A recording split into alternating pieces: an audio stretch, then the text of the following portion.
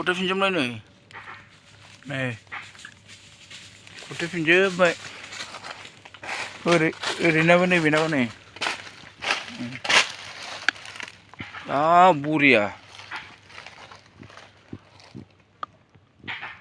बरिया ओइ हामारुबा मोनसै ब्लगारफ्रा बेसेबांबा गोथौ जावबाय 5 फुट 6 फुट जासिगोन खम जावबाय आयु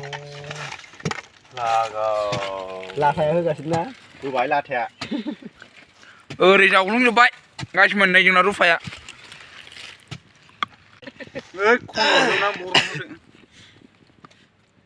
आमासे लाथा थाब जावदो मानसिखौ लाजोबनांगौलै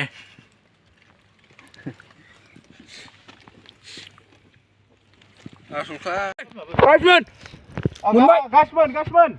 बिराद बेटारि हिट जाबाय हिट सेगा आयु बिमाबो सेगालै न'आवसो सेगा नांगौ